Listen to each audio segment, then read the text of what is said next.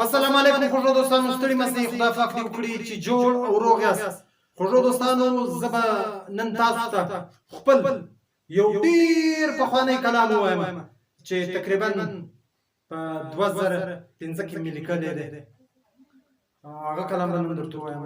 تر خپل کلام ویلو مخکې یو ریکویسټ درڅخه کوم، یو خواست درته کوم چې دوستانو چې تاسو زموږ ویډیو وګورئ، که چیرې تاسو زموږ پر چینل نوي یاست یا زاړه ملګري یاست، هغه به خامخا سبسکرایب کړي وي، او کوم نوي ملګري چې زموږ ویډیو اول وار ګوري، دوستانو نو دا زموږ چینل سبسکرایب کړئ، او په څنګ کې چې کوم د بیل آیکن دی، د ګنټۍ نشان دی، د زنګ نشان دی، دا درسره ووایئ، دا د نوټیفیکشن نشان دی، دا چې موږ هر وخت نوی ویډیو پورته کوو تاسو ته نوټیفیکشن درځي، تاسو ته اطلاع درځي، تاسو ته خبر درځي چې پر دې چینل نوی ویډیو پورته سته.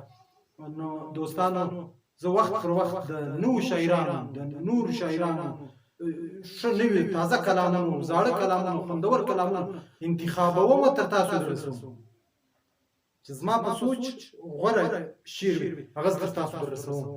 نو دوستانو، نن خپل یو کلام ته تاسو دررسوم، یو زوړ کلام دی، په 2015 کې مې لیکلی دی.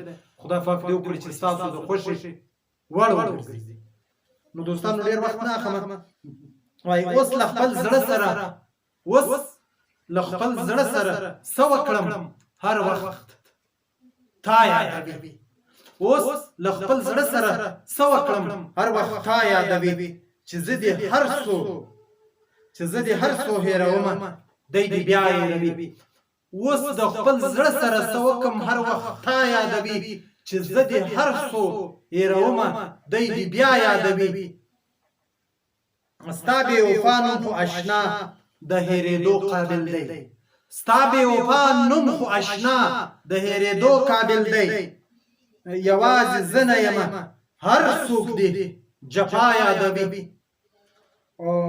نن مې سګلی کېږي ملګرو، نن په ځان پوهېږم، نن مې سګلی کېږي ملګرو، نن په ځان پوهېږم، او نن مې ضرور ملګرو هغه بې وفا یادوي.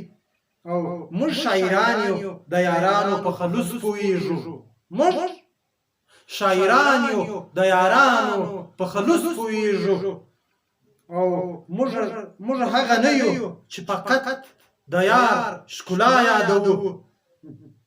زه په مین سړي تر نورو خلکو ښه پوهېږم، زه په مین سړي تر نورو خلکو ښه پوهېږم، او په هر محفل کې د خپل یار نوم خامخا یادوي. او زه په مین سړي تر نورو خلکو ښه پوهېږم، او په هر محفل کې د خپل یار نوم خامخا یادوي. او غزنوي هغه څوک په ژوند کې له زړه ونه باسي، غزنوي هغه څوک په ژوند کې له زړه ونه باسي، چې هیڅ لباس نه لري زړه کې تا رښتیا یادوي.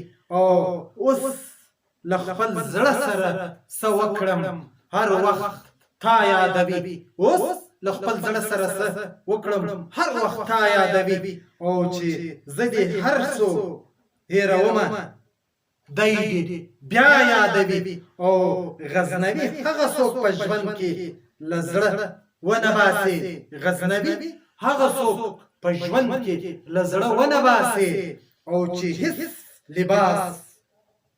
هیڅ لباس نه لري زړه کې تا رښتیا یادوي. دوستانو، ستاسو له توجه څخه یوه نړۍ مننه. ژوندي اوسئ، کور مو ودان. تر راتلونکو ویډیو پر لوی او بخښونکي خدای سپارم. مننه.